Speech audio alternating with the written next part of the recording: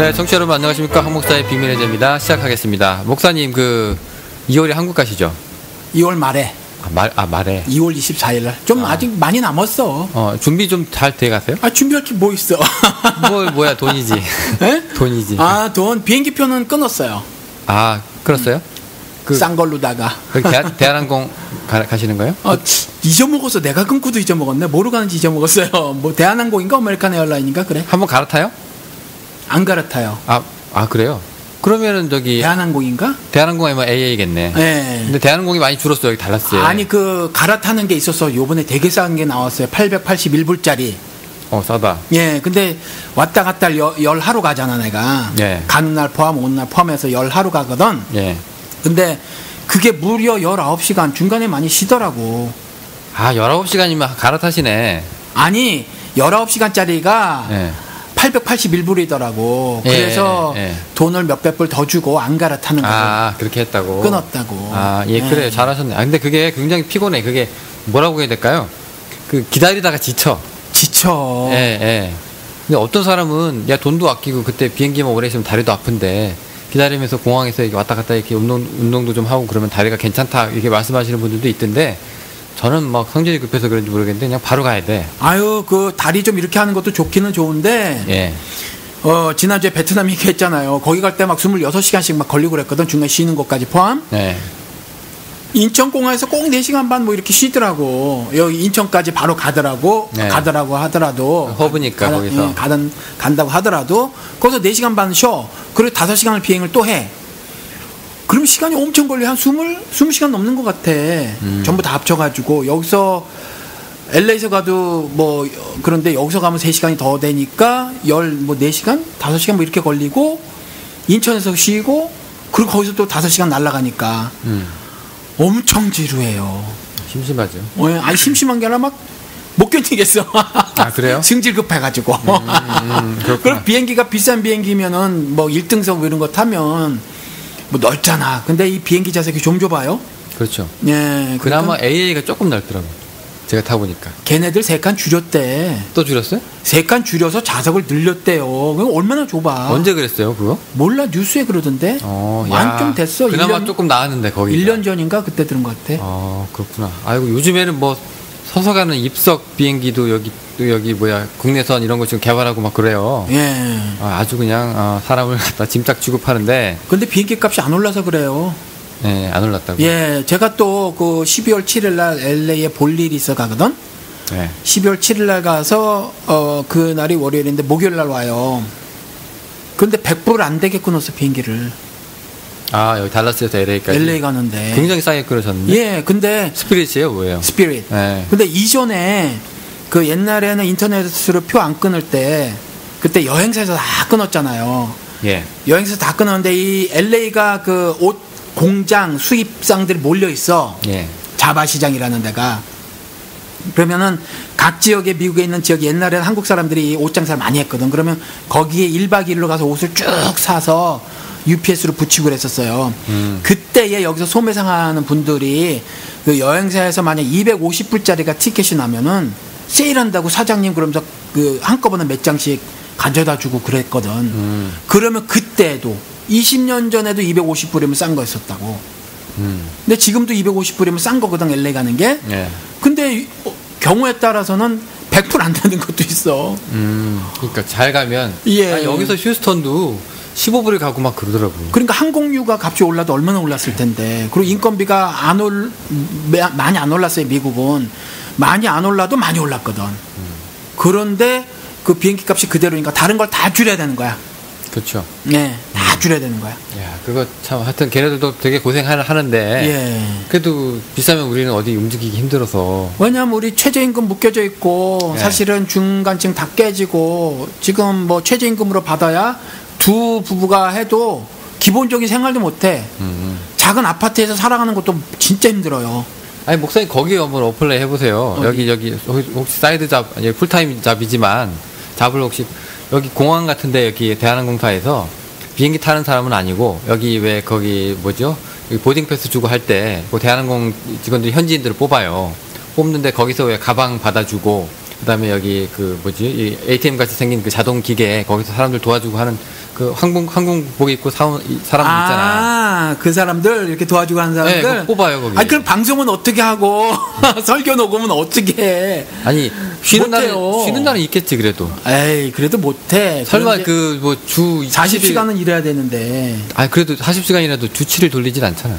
그래도 내가 원하는 시간을 못 빼잖아요. 지금은 내가 원하는 시간을 뺄 수 있는 직업밖에는 내가 선택을 못해. 야, 그러면 나이 들어서 점점 힘들대. 그런 직업이 꿀 발라놓은 직업이 그 어디 있어요? 없어요. 그러니까 미스밋하고 가는 수밖에 없어 나는 지금. 그러니까 뭐 커리어가 쌓여진 게 있나 뭐가 있나. 아니 지금은 근데 어디 옛날부터 자기 전공 잘 살려가지고 입사하신 분들도 지금 목사님 나이 정도 되면 쫓겨나올 나이잖아요. 그렇지. 그러니까 여기서 다시 시작하는 게 쉽지가 않아. 한국 사람들은 많이 쫓겨나와. 왜냐하면 미국 회사에 들어갔다가도 처음에는 인정받아서 올라가는데 나중에는 진급할 때 되잖아요. 그럼 백인이 진급이 돼. 밀리지. 예, 그래가지고 잘려요. 백인 아니면 잘리진 않지만 나올 수밖에 없는 상황이 되는 경우가 많아. 백인 아니면 요즘에 중국 사람들이 중국 시장이 크니까 같은 값이면 중국 애들을 이렇게 프로모션 줘가지고 승급 시켜놓고 걔네들이 중국 시장을 이렇게 열어놓게 한대요. 그러니까 한국 사람은 뭐 시장도 좁아, 뭐 그다음에 뭐 인종에서 밀려, 뭐 그냥 소수 인종 완전 차별당하는 것처럼 그렇게 하는데 하여튼 지금 좀 빡신 삶을 살고 있어요 우리가 여기 그러니까 그렇긴 한데 그럼 목사님 그러면 뭐 대한항공 그래도 거기 가면은 이게 비행기표 이렇게 좀 이렇게 텍스만 내고 갈 수도 있고 그런 게 있긴 한데. 아니, 그래도 지금 내가 더 중요하게 생각하는 거는 죽기 전까지 하나님 말씀을 어떻게 더 전달할 것이냐. 그리고 예수 공동체가 이런 모습이어야 한다는, 요즘 같은 경우 이제 처참하게 부서졌으니까 예수 공동체라는 것들이. 그래서 그 어떤 모형 같은 것도 좀 제시해 보고 싶고, 그래서 인터넷 교회라는 게 뭐 상상으로 했지만 실험적인 형태예요. 사실 이게 온오프가 결합됐다고 말을 하면서 과연 오프라인에서의 모임이 얼마만큼 가능할 것이냐도 문제고, 그것이 현실적으로 그 모임을 주도해갈 리더 같은 것들이 부재한 상태에서, 그리고 실질적으로 또 그 웹사이트에 그런 갑갑증을 토로하신 분도 계시고, 우리 비밀의 이 댓글에도 그렇고, 그래서 뭐 가나안 교인이 됐지만 뭐 9개월이 됐지만 참 그 자녀들 보기도 그렇고. 댓글에 달렸던데, 그죠? 댓글에 우리 또 교회 웹사이트에 다른 분이 또 달아놓기도 했어요. 그러니까 이런 현실적인 문제들이 있어요. 근데 제가 누리고 있는 걸 무조건 이렇게 말씀을 드리긴 했어요. 영적으로 갑질한 거지. 여러분 가능합니다라고 말은 했지만 실질적으로 어려운 분이 있거든. 어려운 부분들이. 그래서 이런 것들을 어떻게 해나갈 것인가. 당장 뭐 그게 정확한 숫자는지 모르지만 가나안 성도 100만 시대라고 하는데, 그 뭐 100만은 안 된다고 할지라도 굉장히 많다는 얘기거든. 근데 많은데 이들에게 어떤 그 신앙적 해결책을 좀 제시해 줄 수 있을까가 이제 나머지 인생의 고민일 수가 있어요, 저한테. 근데 뭐 먹고 사는 거가 중요하지만 뭐 이것 때문에 지금 하는 일이 방해가 되지거나 이러면 안 되고, 그때 뭐 그때 그냥 즉흥적인 잘리면 또 여기 가서 이렇게 하고 뭐 이렇게 좀 해봐야지 뭐 어떻게. 근데 지금까지 그렇게 살아왔는데 먹고는 살았어. 뭐 그거 하나는 좋죠, 미국. 예, 세탁소 뭐 한 1년 다녀보기도 하고 종업원으로 뭐 이렇게도 하고, 뭐 경비업체 뭐 스크린 모니터링 하는 것도 뭐 몇 개월 해보고 뭐 하여튼 이래저래 했어. 뭐 로테이션을 계속 하시면서 하니까. 근데 그 기독교라는 게 원래 이렇게 그 지도자가 없으면 뿔뿔이 흩어지는 종교인가요? 원래 그렇다고 말해요. 스가랴서에 보면 내가 목자를 칠 터인데 라고 하면서 이제 예수 그리스도를 상징하는 거긴 하지. 그러면 이제 그 양들이 뿔뿔이 흩어질 것이다 이렇게 얘기를 해요. 그래서 물리적으로 흩어진다고 얘기는 해. 그래서 뭐 실질적으로 예수 마지막 그때 제자들도 다 도망가고 뭐 그런 일들이 실질적으로 그 예언의 성취가 되기도 하고 뭐 그러잖아요. 그래서 뭐 그렇긴 해. 근데 나는 예수가 아니니까. 그러니까 반드시 지도자가 필요한 종교냐? 목자가 필요한 종교지. 예, 목자가. 예. 근데 목자가 지금 없는 건 아니고, 목사님 같은 경우는 지금 목자가 멀리 있잖아요. 그리고 좀 더 정확히는 목자는 누가 어저께 먹고 저께 물어보더라고. 목사가 뭐 하는 사람이냐. 그래서 패스토럴 케어 하는 사람이다. 목양하는 사람이다. 근데 그 목양을 목사 라이센스 가진 사람만 하는 게 아니라는 거지, 내 말은. 그래서 이제 사실은 각 지역에서 그런 목양하는 목회자들이 있으면 좋겠고, 사실은 현재 교회에서도 그래서 이전엔 구역 예배라고 했는데 이제 뭐 목장 뭐 있던 소리하고, 쉘. 뭐. 네. 그리고 난 처음 들어봤는데 엊그저께 누구 만났는데 그 남편이 뭐 목장 뭐라 그러더런데 그렇게 말하고 그다음 부인은 목녀라고 얘기를 하대. 여기 대형교회 있잖아. 원래 그랬어요. 원래 그랬어? 난 처음 들어봤어. 목녀라는 10년 전에도 목장이고 네. 그다음에 사모님은 목녀. 그랬구나. 네, 목장은 그래도 침례교 개념이고 감리교는 속. 그다음에 또 뭐야? 옛날엔 구역이라 그랬지. 아니 그러면 거기도 목자라고 작은 교회 안에 교회라고 하면 거기도 사모님이라고 하지 왜 거기 또 목녀라고 직급을 낮춰? 그 목사놈들은 사모님이 너무 많은 게 싫은가 자기 마누라만 사모야? 아니 그래도 그 전도사들도 사모는 사모니까 다 사모라고 그러니까, 하는데 네, 근데 평신도한테는 사모님을 안 주나 봐. 그러게 말이에요. 네, 신학 공부를 해야 돼. 들어와서. 자 어쨌건 그 목사가 뭐냐 그래서 패스토럴 케어라는 사람이라고 그랬는데 일단 가정에서 하늘 섭리를 드러내는 것이 그게 비밀이라고 말을 해놓고 있으니까 일단 남편이 됐든 아내가 됐든 두 부부가 됐든 그 리더가 돼주라. 그러니까 그 가정이라는 최소 단위의 신앙 공동체에서 목자들이 돼 주었으면 하는 바람이죠, 저는. 그리고 저는 조금 더도 이렇게 좀 거리에 문제가 있으니까 얼핏 보면 뭐 바울과 같은 처진 거지, 신생 거지. 그래서 그냥 좀 교사 정도 역할? 그래서 뭐 가만히 스며들어온 거짓 형제의 거짓말이 있으면 그걸 밝히 드러내주는 그런 역할을 한다거나 한 번씩 뭐 제가 요번에 가듯이 갔을 때 모일 수 있으면 같이 모여서 같이 행복하고 즐거운 시간 같이 보내고 비슷하네요. 예, 사랑을 좀 나누고 우애를 좀 증진시키고 뭐 이런 거. 뭐 순기 1서, 순기 2서 그러네. 예, 편지를 보내면. 예. 요한 1서, 요한 2서, 요한 3서 그러잖아요. 뭐 그렇게까지는 뭐 그렇고 아무튼 예. 근데 그 요즘에 기술이 발달해 가지고 왜 그 단체 화상 채팅이나 이제 화상 회의 같은 것도 하잖아요. 요즘 보니까 그런 것도 뭐 이렇게 무료로 할 수 있는 그런 시스템이 어느 분이 말씀하셨는데 우리 애들이 보니까 뭐 스카이피라는 거를 통해서 하더라고. 한국에 스카이프. 예, 그걸 하더라고. 뭐라 스카이프야. 스카이프 P2로 끝나죠. 예. 그러니까 스카이프지. 스카이프야? 예. 여기 애들은 막 스카이피라고 말하는 애들도 있더라고. 지 맘이야. 그래요? 그러니까 에큐라라고 하든지 에꾸라라고 하든지 여기는 에꾸라라고 하는데 캘리포니아 가면 에큐라라고 하거든. 니콘, 나이콘 막 그렇지. 예, 그리고 똑같아. 여기 캘리포니아 가면 에큐라인데 캘리포니아에서는 쿠폰이라고 하는 걸 여기 또 큐폰이라고 해. 여기는 살짝 Y가 들어가죠. 큐폰. 네. 근데 그 U자를 에큐라는 CU인데 네. 네. 캘리포니아에서는 또 그걸 에큐라라고 하고 여기 사람들은 에꾸라라고 그래. 뭐 희한해요. 아무튼 뭔 얘기하다 그걸 빠졌나. 어쨌든 화상 채팅. 화상 채팅 이전에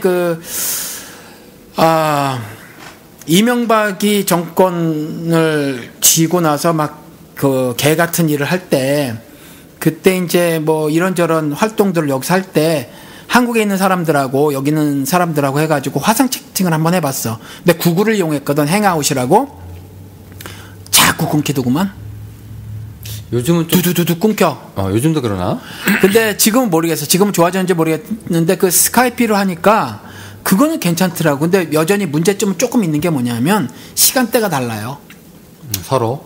시간대가 달라가지고 참여하기가 좀 그런 것 같아. 그래서 지금 그냥 동영상을 올려놓는 정도가 현재는 좀 가능할 것 같고 그냥 예를 들어서 이제 화상 채팅 같은 거 하면 그냥 명절 같은 때 그 정도나 아니면 어떤 특별한 날 그때 인사하는 정도가 가능하지 않을까 싶기도 해요. 잘 모르겠어. 일단 할 수 있는 정도까지만 하는 거니까 예, 그렇게 하시면 좋고요.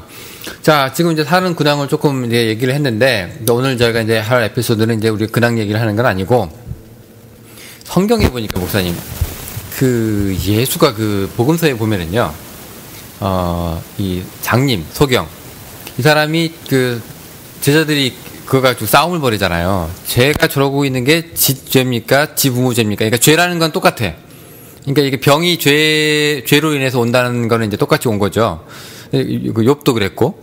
근데 그런데 이제 예수한테 그렇게 묻잖아요. 이게 누구 죄 때문에 저렇게 된 거예요? 라고 이제 물어보는 거죠. 그러니까 예수가 거기다 이것도 아니고 저것도 아니고 다른 이유다. 라고 그게 뭐였죠? 그러니까 하나님의 영광을 보이기 위해서 그렇게 된 거다. 예, 뭐 그렇게 이제 예수가 이제 그렇게 얘기하잖아요. 그래서 거기서 사람들이 이제 무릎을 닥치면서 역시 예수는 달라라고 이제 얘기를 하는데 요한복음 5장쯤에 가면은 예수도 똑같은 사람이냐 아니냐라는 생각이 들 만큼 그런 얘기를 좀 해요. 예. 그 보니까 아시잖아요. 그 베데스다 연못 앞에 그 사람들이 이제 환자들이 쭉 있어서 이게 민간요법인 것 같아. 그래서 네. 그 천사들이 한 번씩 들어오면은 이제 물이 이렇게 불불불 뭐 끓는다네. 이게 물이 이렇게 움직이면 사람들이 천사가 왔나 보다 싶어서 이제 그때 그 효염이 있으니까 영험한 뭔가가 있기 때문에 거기 이제 먼저 뛰어들어가는 사람이 이제 병을 앓는다고 이제 물가에서 쭉 치고 앉아서 기다리고 있던 사람들이 그렇게 많았대요. 근데 성경에 보니까 그게 복음서 저자가 요한복음에서 그대로 얘기하다가 하는 말이 거기 38년 된 환자? 몇 년 된 환자라고 38년도? 38년. 야, 38년 동안 죽 치고 앉았으면 이건 완전 병자 중에서도 상병자네요. 그죠? 근데 죽을 병은 아니었나 봐. 그죠. 38년이면. 네, 불치병이긴 한데, 시한부병은 아니었나 봐요. 그죠? 네. 근데 이 사람이 이제 예수가 와서 낫고 싶냐라고 물어보니까, 당연히 낫고 싶지. 38년 동안 그러고 있었는데. 근데 하는 얘기가, 제가 들어가야 되는데, 내가 몸이 불편해가지고 맨날 다른 사람이 먼저 들어가서 내가 병을 못 낫고 있습니다라고 얘기하니까 예수가 불쌍해서 고쳐준다는 얘기예요. 네. 고쳐주고 나서 하는 얘기가 좀 이렇게 대박이에요. 제가 볼 때는. 이게 대박? 제가 좀 특이해요. 왜냐면 우리가 기존에 알고 있던 예수의 상을 무너뜨려. 하는 얘기가 뭐냐면, 이제 다시는 죄를 짓지 말라. 죄를 지으면 병이 더 커진다 그랬어요. 그러면 이거 목사님, 죄 지어서 그렇게 된 거라고 예수가 똑같이 동의하는 거 아니에요? 제자들이랑 똑같네. 그런 거 아니냐 이거지. 그러네? 그럼 어떻게 해야 돼, 그러면? 영국 씨가 얘기해봐. 뭐 결론 끝냈네. 뭐 그럼 저기 비밀의 제 끝내야지. 뭐 어떻게. 이번 에피소드. 이게 무슨 연못이 있었잖아요. 연못이 이렇게 부글부글 끓든지 물이 동한다고 기록을 해놓고 있는데, 물이 움직인다고 하는데, 요건 내가 보기엔 전설이야. 그렇죠. 거기에 있었던 전설이야. 네. 실제로 들어가도 병이 안 나.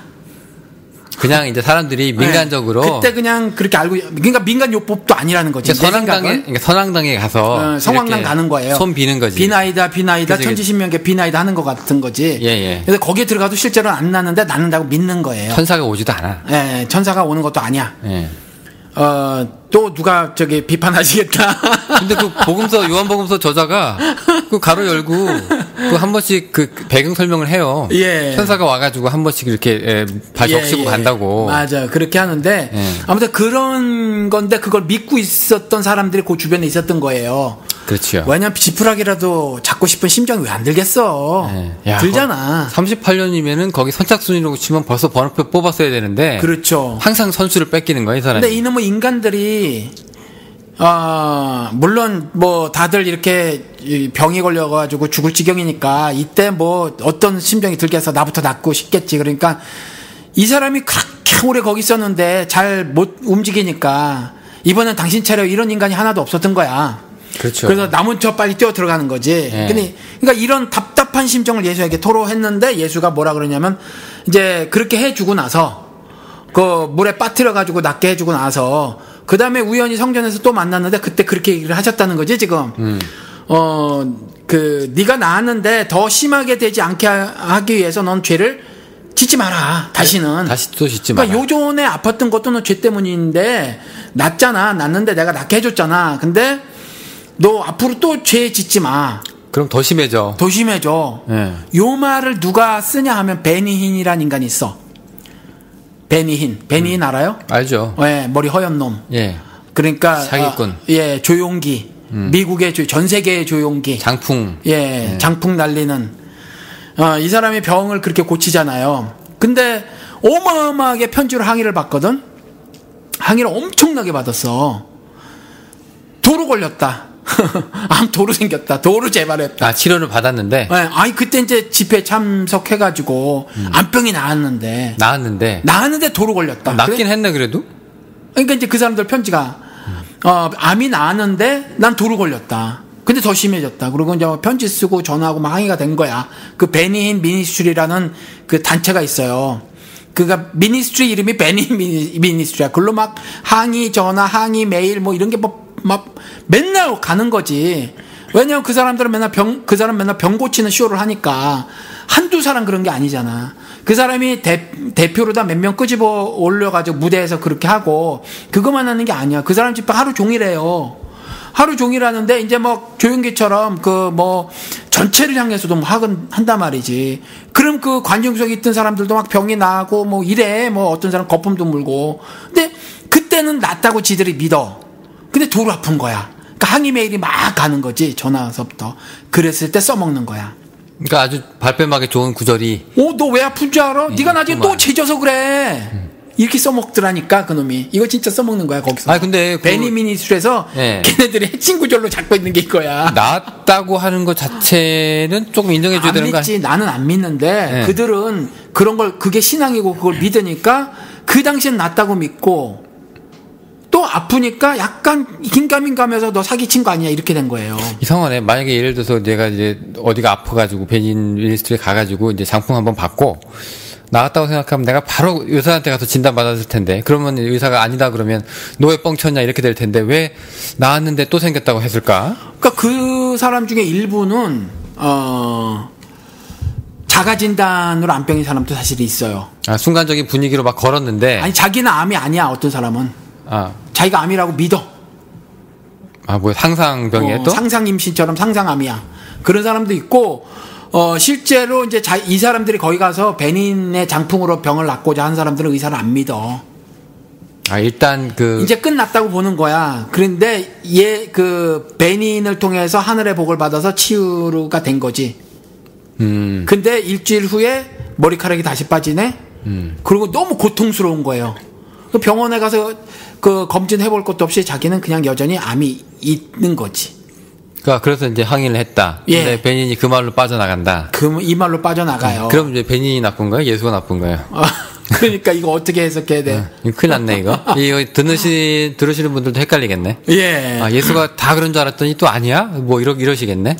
그러니까 그 예수님께서 여기서도 뭐냐 하면 환자가 한두 명이 아니었다니까 여러 명이에요. 여기에 보면 이 연못 주위에 있는 사람이 한 명이 아니라 여러 명이야. 그러면 다 고쳐주시면 하늘의 사랑이 맞지. 뭐 얘만 고쳐줘 왜? 그러니까 하나가 눈에 띄었겠지. 하나만 눈에 띄나? 그 연못에 주변에 그 베데스다 행각에 모여있던 여러 사람 중에 요 인간만 눈에 띄나? 그렇지 않아. 눈에는 다 띄었을 거란 말이야. 근데 얘만 고쳐. 예수도 스케줄이 바쁘죠. 여기 빨리빨리 전화하고 하는데 항상 내가 누구를 치유하겠다고 해서 가는 게 아니라 어디서 설교를 하고 절로 가는 여정에 누구를 봐가지고 해결하고 또 가고 이러잖아요. 그래서 그냥 하나만 고쳐줬구나. 시간적인 스케줄이 바빠서. 스케줄이 바쁜 사람이라. 바쁘지. 아이들보다 더 바쁜가? 여기서 막 정신없이 행사 뛰면 저쪽 기다리는 데서 말씀을 못 전하니까. 아무튼 저는 이제 샘플링이라고 봐. 이렇게 다 고치지 않고 픽업해서 얘를 고쳐줘. 근데 결코 물이 낫게 한 건 아니에요. 그럼 물이 구원자야. 그렇죠. 연못이 구원자야. 물이 낫게 한 건 아니고 다 알고. 예수가 낫게 해준 거예요. 근데 예수가 낫게 해줄 거면 다 낫게 해줘야 되는데 한 사람만 낫게 해줘. 근데 한 사람만 낫게 해주면서 말하고자 하는 게 있어. 그 말하고자 하는 게 병 고친 것뿐만 아니라 모든 기적과 이사와 뭐 어떤 뭐 이런 거 보여준 거 있잖아요. 그 초자연적인 사건들 뭐 이런 거 보여준 거 있잖아요. 이 보여준 것 모든 것의 목적이 요한복음 20장에 쓰여져 있어. 20장 30절 31절에 가보면은 읽어드려 볼게요. 예수께서 제자들 앞에서 이쪽에 기록되지 않은 다른 표적도 많이 행하셨으나 많이 행하셨다는 거 다 그 기적을 다 기록해 놓은 게 아니야. 많이 행하셨다니까. 많이 행하셨는데 오직 이것을 기록하면 너희로 예수께서 하나님의 아들 그리스도이심을 믿게 하려 함이요 또 너희로 믿고 그 이름을 힘입어 생명을 얻게 하려 함이니라 이렇게 해놓고 있거든. 그러니까 그것을 통해서는 그걸 말하는 거예요. 그래서 이 사람이 죄 얘기를 한 거지. 이 사람이 병이어서 죄라는 얘기는 아니야 사실은. 근데 그때 그렇게들 인식을 하고 있어서 사람들이. 그리고 사실은 그런데 이 사람이 그것을 통해서 하늘 생명을 얻게 하고 하늘 생명 얻는 건 구원이고 그래서 그 메시지를 그 사람에게 전한 거예요. 근데 만약에 그게 맞으면 고치고 나서 이 사람 다시 만났어. 정상이니까 좋네. 너 왜 나왔는지 알아? 내가 한 거야. 너 내가 누군지 알아?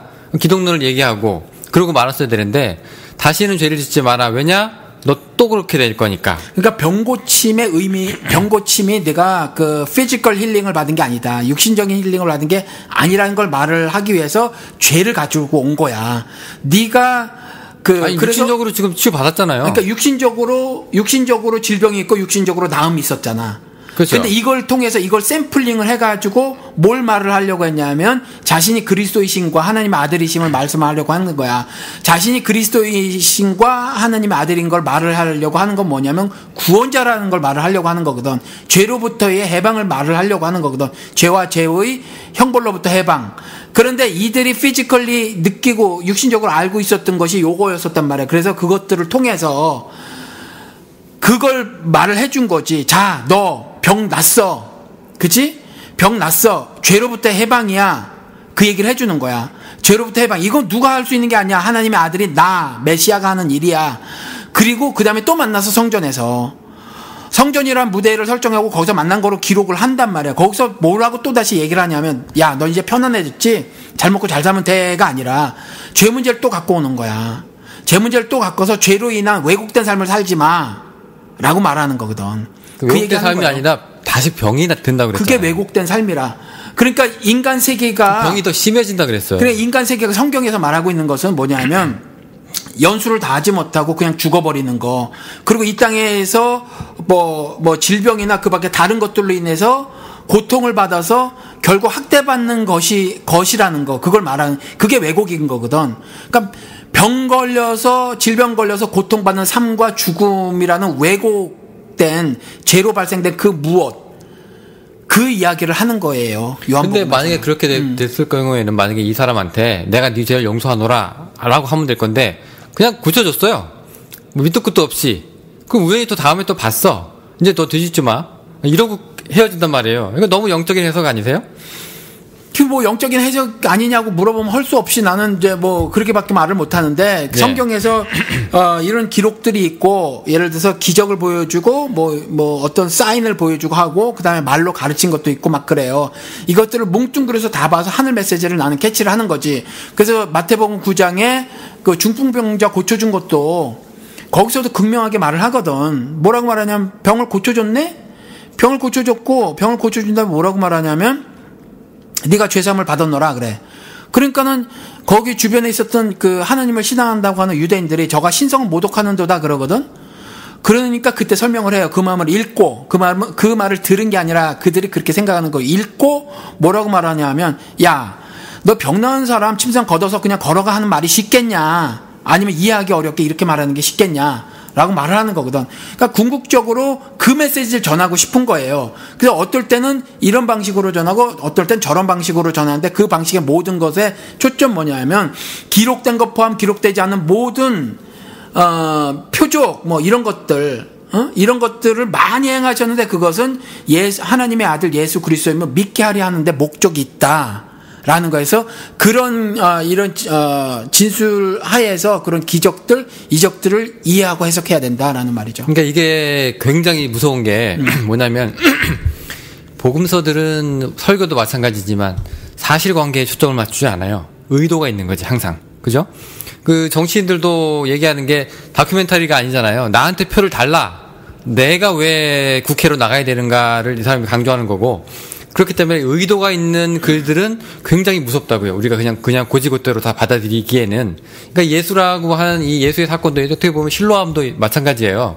그 왜 소경 이 맹인을 갖다가 치유할 때 그냥 치료할 수 있는데 땅에다 침을 뱉어가지고 이겨서 이겨가지고 물에다 또 바르고 바르고 가서 또 실로암 연못에 가서 씻으래.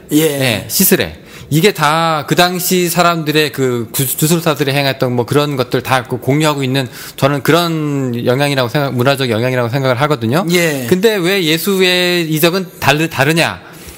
요한복음이든 모든 그 복음서들의 저자가 예수는 특별하다. 왜냐하면 그게 그리스도이기 때문이라고 생각을 한 거지. 그러니까 예수는 항상 그리스도라고 전제를 깔아놨다라는 거잖아. 그렇죠. 그렇죠. 예. 그렇기 때문에 하는 거기 때문에 다른 이적과는 달라. 라고 이제 얘기를 하는 거예요. 그러니까 제가 생각하는 예수는 저는 그러니까 인성으로 예수를 보는 사람이지만, 그러니까 항상 이 죄하고 병하고의 그 관련성을 항상 끼고 있는 사람이에요. 그러니까 중풍병자한테도 얘기하기를 네 죄가 나았다. 죄 때문에 병이 들었으니까 죄를 용서하면 병도 낫는 거지. 이런 논리거든요.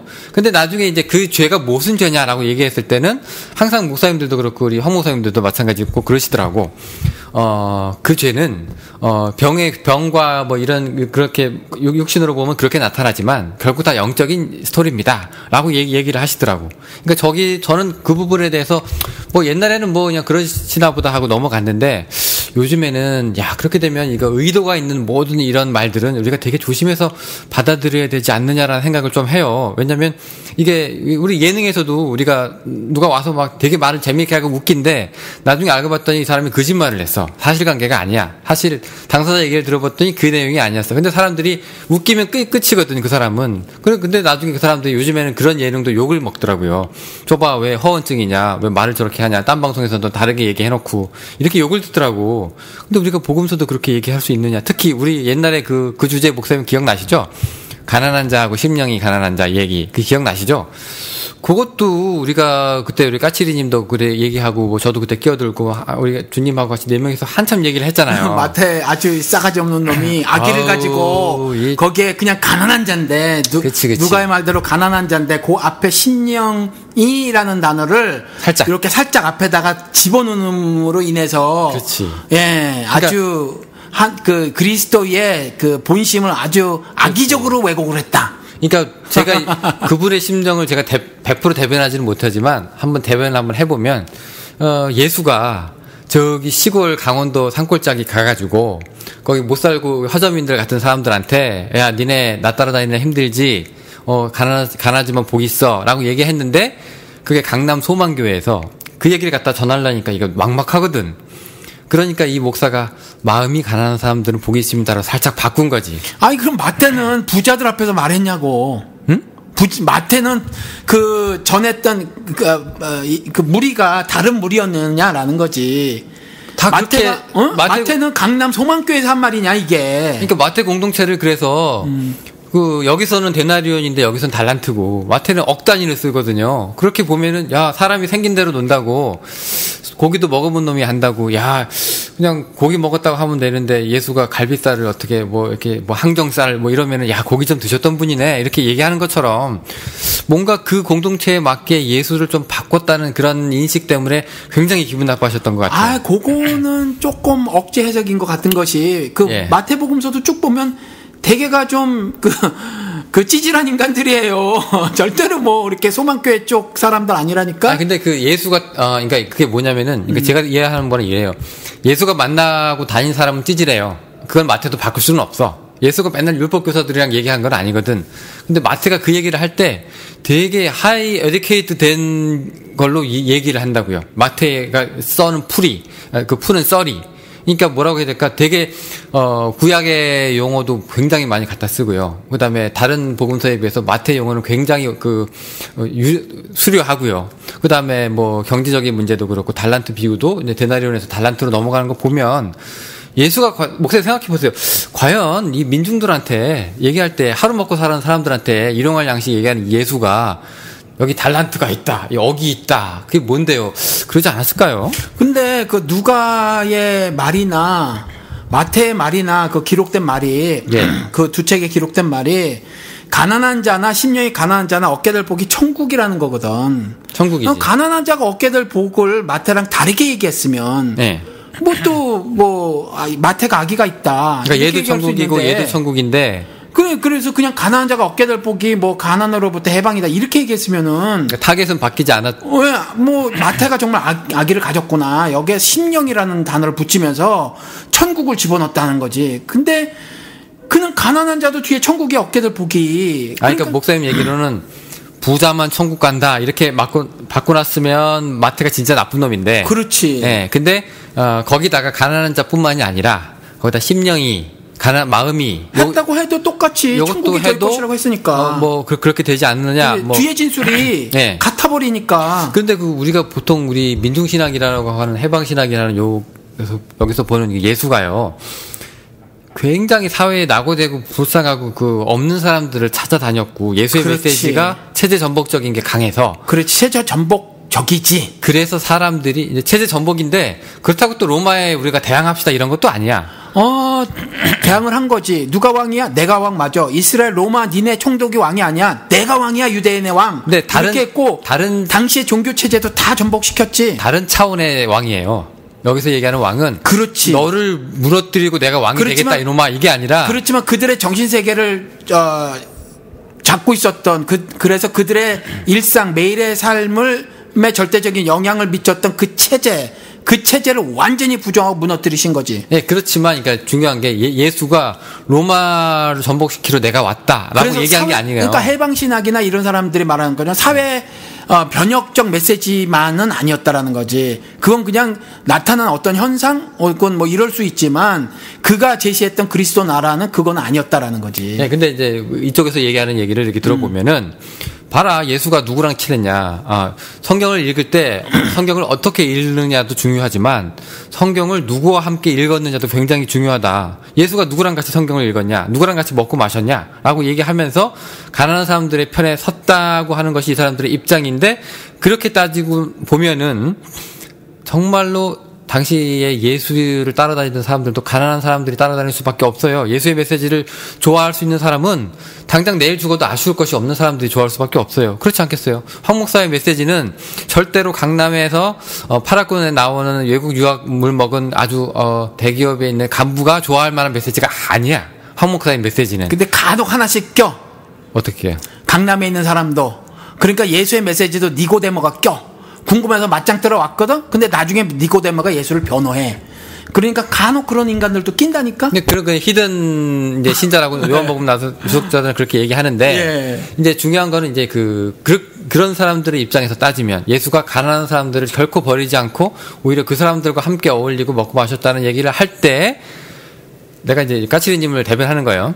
거기에 가난한 자 앞에다가 뭐 한마디라도 더 하는 놈은 나쁜 놈이지. 불순한 거지. 아주 불순한. 악의적인 의도를 갖고 있는 거지. 그렇죠, 그렇죠. 예, 근데 그건 아니다. 목사님 아니라고 보세요? 아니다.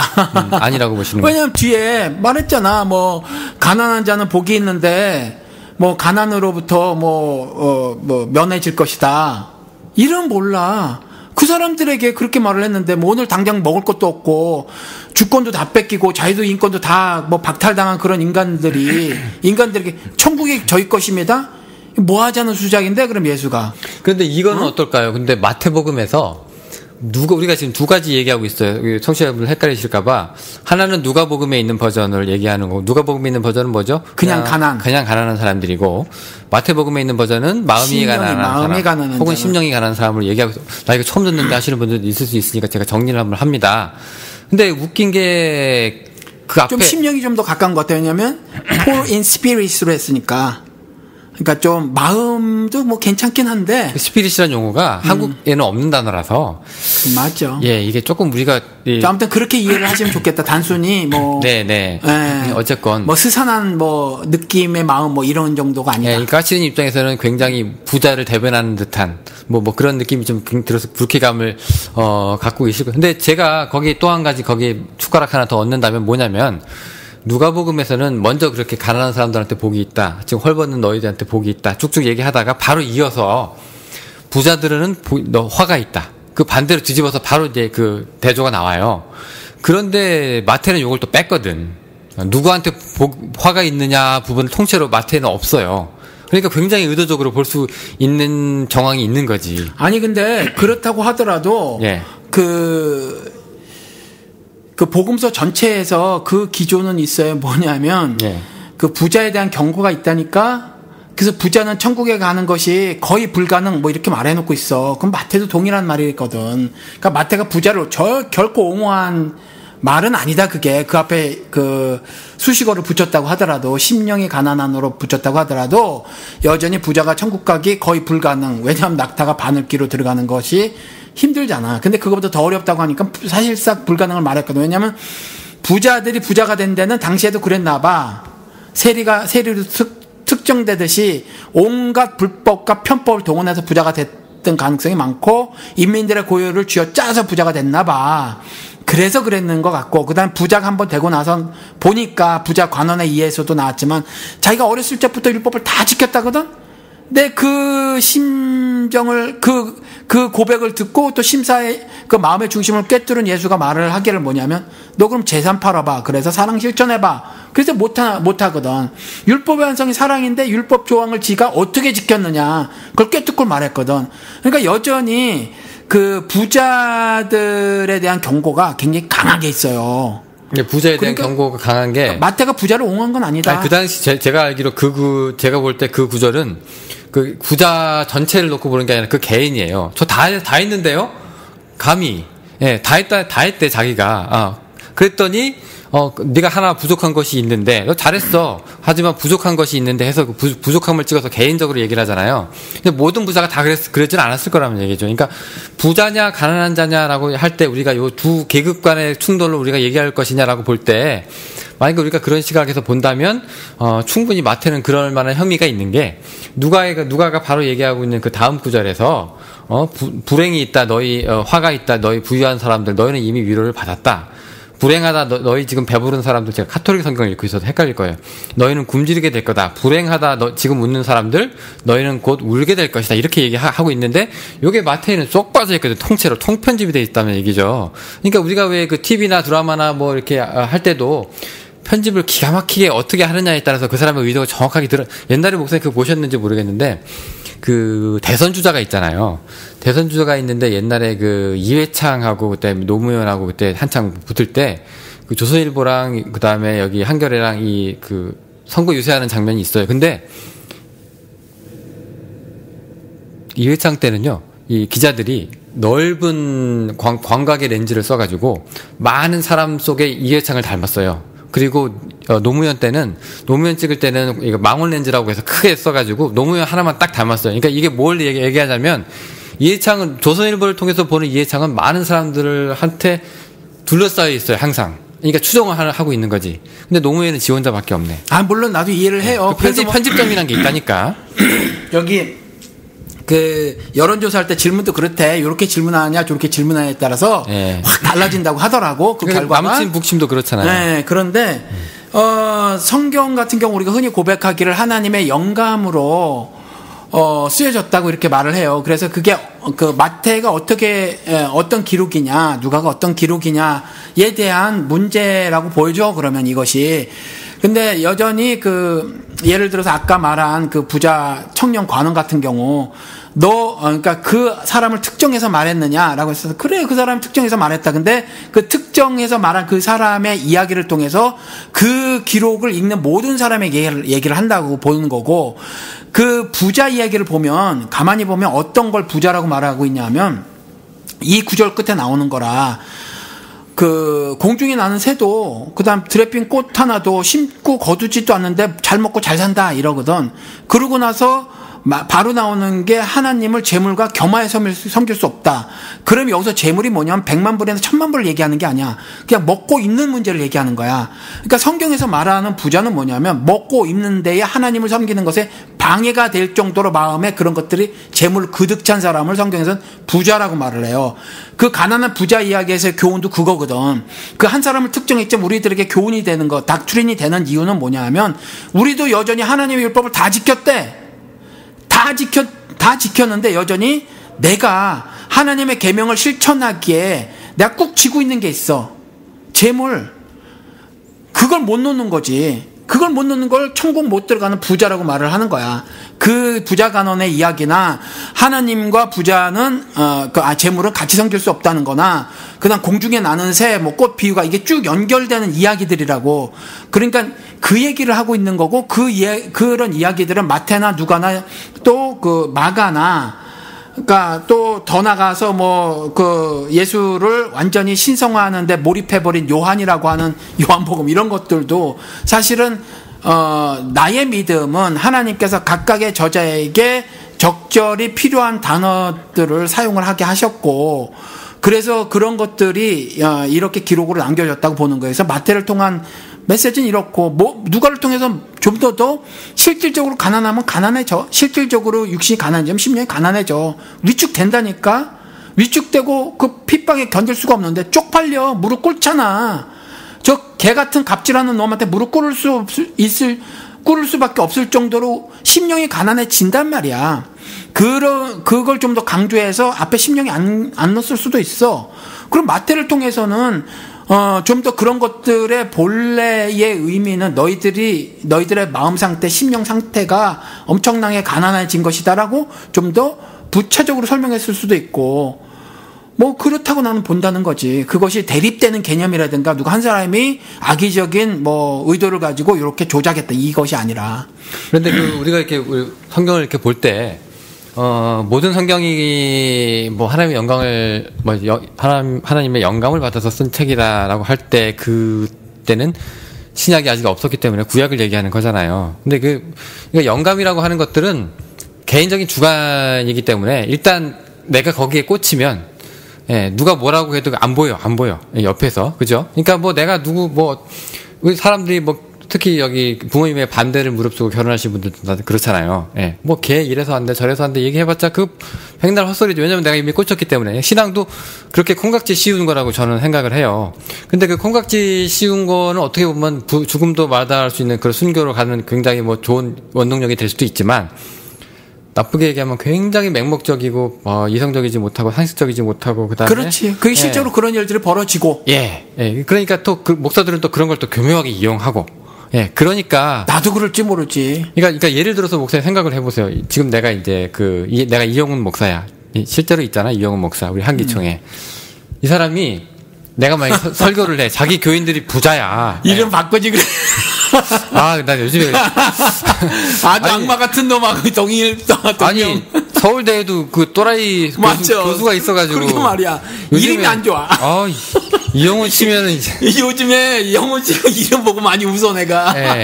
나 이영훈 여기 이름 치면 나 창피해가지고. 하여튼 뭐 이상하다니까요. 근데 예를 들어서 내가 이제 이영훈 목사야. 근데 교회가 아주 교인들이 잘 나가. 심지어 어느 정도까지 잘 나가냐면 목사님 이런 얘기 들어보셨어요? 이제 교회 예배 끝나고 이제 재직회를 열어요. 예산 실행하는 것 때문에. 근데 이제 어떤 장로가 그런데 야 밥 먹으러 가자 뭐 하냐 그러니까 안 돼 우리 오늘 우리 예산 집행하는 거 해야 되니까 그거 얼마인데 그러니까 오늘 1억 들어 그러니까 1억 내가 낼게 밥 먹으러 가자 이런데요. 요런 데서 내가 이용훈 목사야. 자 가난한 사람들은 복이 있다. 누가복음 쓸까요? 안 쓰죠. 그러니까 이게 아주 의도적인 걸로 충분히 활용이 될 수 있다니까 이게. 아니 그러니까 그래도 제가 말씀을 드렸잖아요. 당시에 마태가 제사장이라든가 종교 지도자들 뭐 이것들을 염두에 두고 이게 한 게 아니라니까. 그러니까 청중을. 그렇지. 그러니까 독자를. 그렇지. 그렇게 볼 수가 없다니까. 그게 무슨 말이야? 그러니까 그러면은 요렇게 뭐 가난한이 아니라 심령이 가난한 자로 이렇게 뭐 말할 수 있는데. 그러니까 유대인 그리스도를 위해서 썼다고 보잖아요. 그렇지. 보통 계급을 가지고 얘기하는 게 아니라. 근데 워낙 이 마태라는 사람이 클래스가 있다 보니까 그래도 조금 더 설교적이고 훈계적이고 구약의 것들을 많이 차용해서 사람들이 그거 하고 다 알 수 있는 그런 얘기를 이제 하는데. 그러니까 지금 웃긴 게 사람들이 만약에 목사님 얘기대로 뭐 마태도 무혐의, 누가도 무혐의라고 쳐. 둘 다 옳다고 쳐요. 그럼 오늘날 와가지고 가난한 사람들한테는 복이 있다라고 설교 안 하는 이놈들도 무혐의냐? 저는 그렇게 생각 안 하거든. 그렇지 않겠어요, 목사님? 잘 이해가 안 돼. 요 마지막 말씀은 다시 한번. 예를 들어서 마태도 무혐의. 100번 내가 황승기 목사의 말을 받아들여서 마태 무혐의, 누가 무혐의. 그런 의도가 없었으면 인정합니다. 오케이. 재판장을 떠났어. 하지만 그렇다고 해서 오늘날 부자들한테 부들부들 떨면서 심령이 가난한 자가 그놈들하고 그러니까 성경하고는 다르지. 성경도 해석을 할 수밖에 없는 그렇기는 하지만 구조니까. 그렇긴 하지만 그러니까 영훈 씨의 시각하고 나하고 내 시각하고 조금 다른 점이 그러니까 영훈 씨는 이게 수많은 책 중에 하나라고 하고 여기에 절대 권위를 부여하지 않잖아. 난 여기에 절대 권위를 부여한다는 거지. 이 차이가 있어서 그래. 아니 절대 권위를 부여하는데도 부여한다고 쳐요. 이 목사들도 그렇게 안 하나? 하지. 하는데 끝끝내 부자들 앞에서는 가난한 사람들 보겠다고 말 안 하더라고. 그러니까 그 놈들은 나쁜 놈들이지. 그러니까 제가 얘기하는 게 그렇게 사용되고 있으면 좋아. 그 놈들은 하나님으로부터 영감을 받은 놈도 아니고 네. 성령의 조명도 받은 것도 아니고 이 두 가지가 다른데 네. 그것도 아니고 그냥 지들이 사리사욕 더러운 네. 일을 위해서 네. 지도서 말씀대로 그 짓거리를 한 거고 네.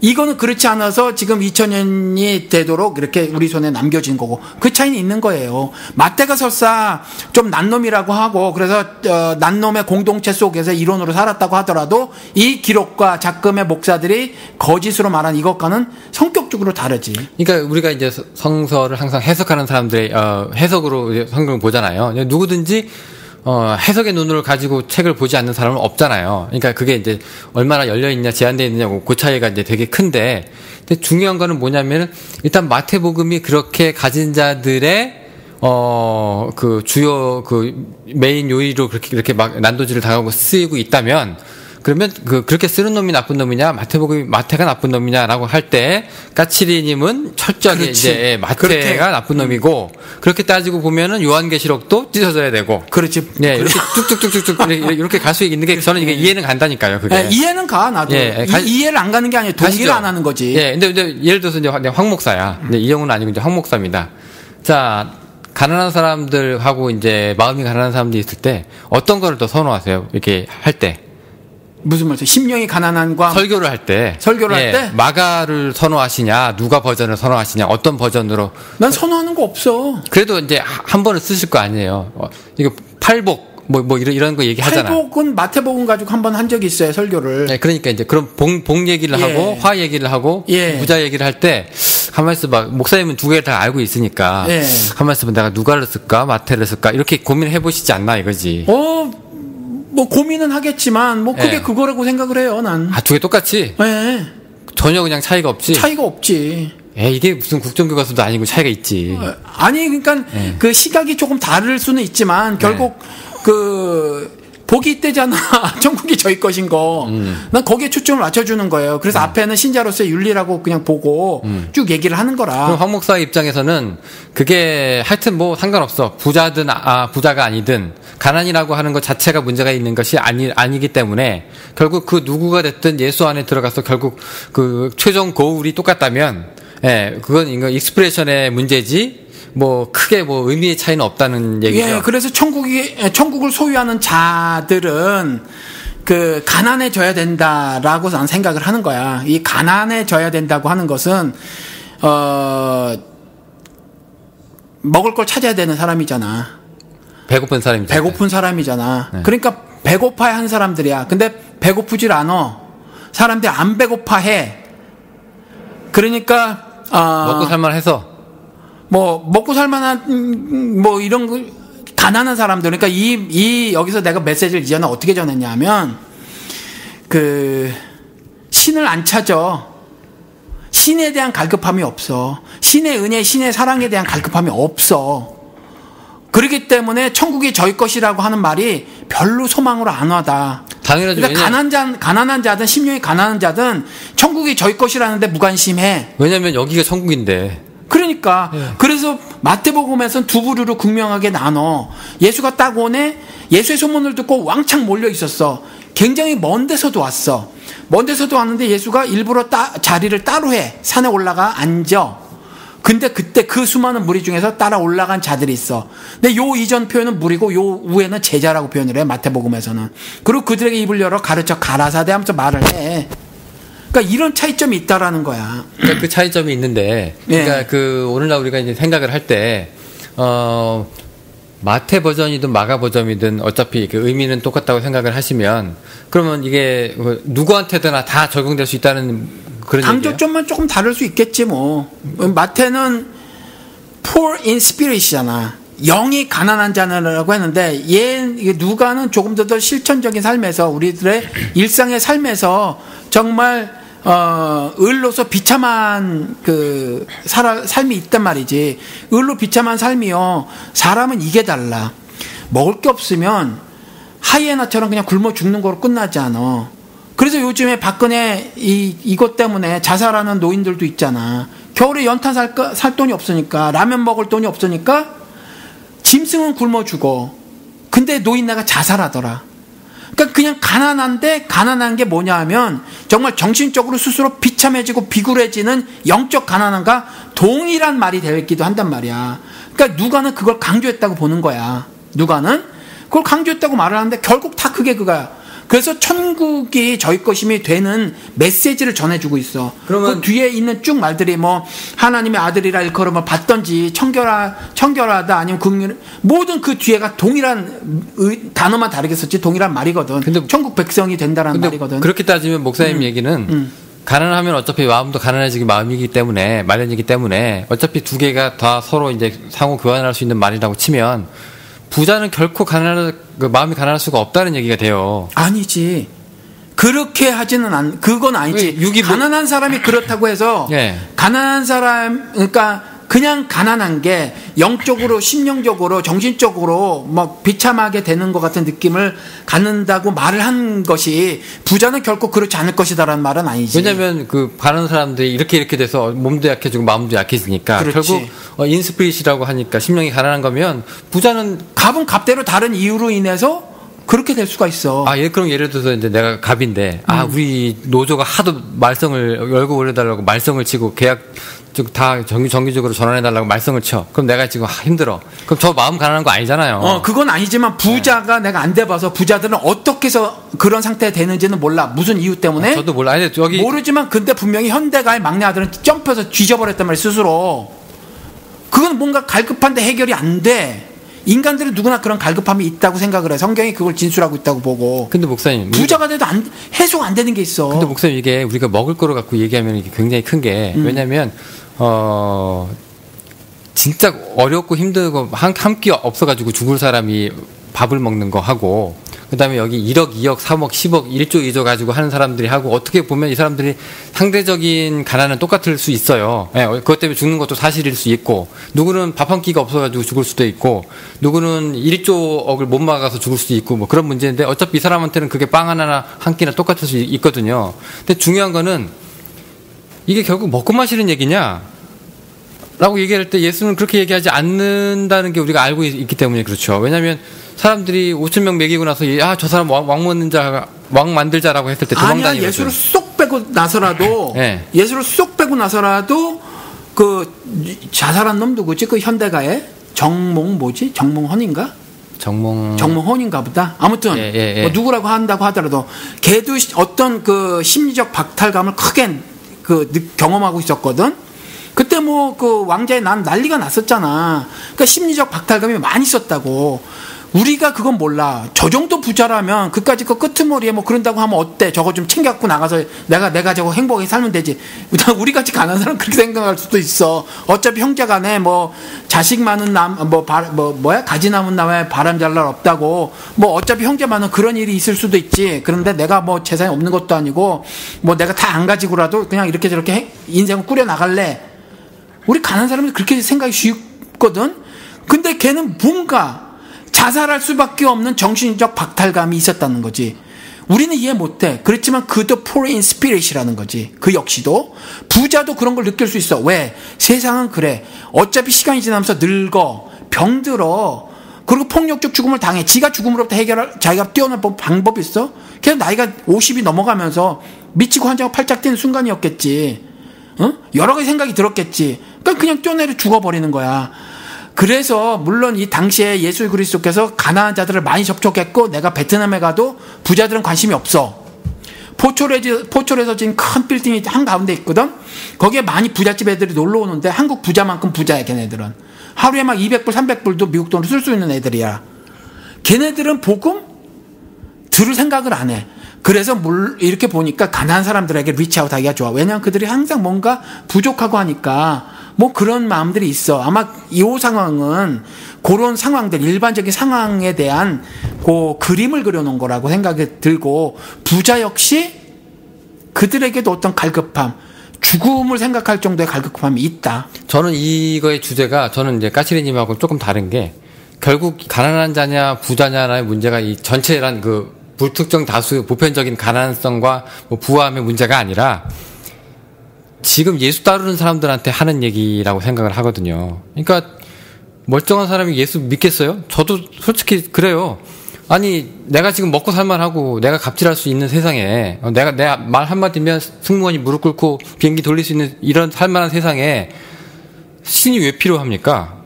그 체제 전복이 왜 필요합니까? 난 체제 그냥 이대로 살다 죽었으면 좋겠는데. 그 대부분이 그런데 아닌 사람도 있다니까. 예, 근데 예수를 그래서 부자들 기독교인이 있잖아. 근데 예수를 따라다니는 사람들은 예, 이제 그런 예수의 메시지를 듣고 그런가라고 해서 하는 사람들이 극히 드물다는 얘기예요. 그러니까 청중이 저는 거의 한 99% 예수 따르는 사람들은 아마 그래도 돈이 좀 있는 사람들은 세리라고 할 텐데 이 세리도 솔직히 말해서 뭐 마음이 가난할 수 있겠지. 왜냐면 맨날 민족반역자라고 욕을 들어먹으니까 저 새끼들 나쁜 새끼들이라고 욕을 들어먹으니까 뭐 그럴 수도 있겠지. 뭐 돈은 있어도.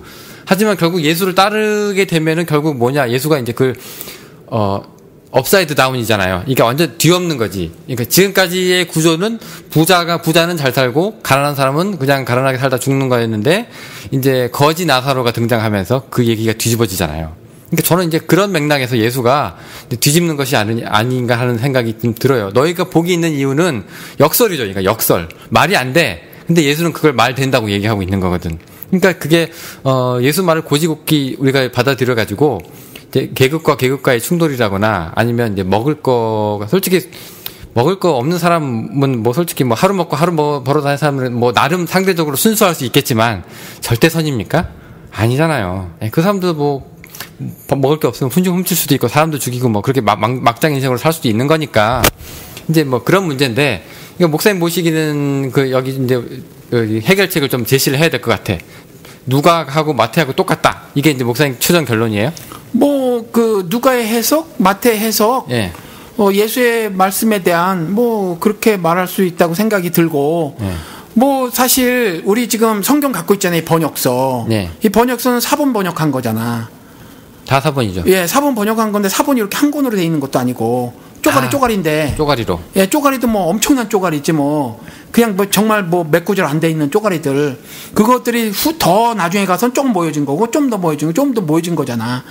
그런데 사실은 그 사본이 뭐 예수 등장 이후에 몇백 년이 지나면서 사실은 조금씩 발견이 되기 시작한 거라. 그러면 상당히 오랜 기간 우리는 사실 이 성경 지금 갖고 있는 성경 기록들에 대해서 신뢰를 지금 보이고 있는데 그 신뢰를 보이는 것은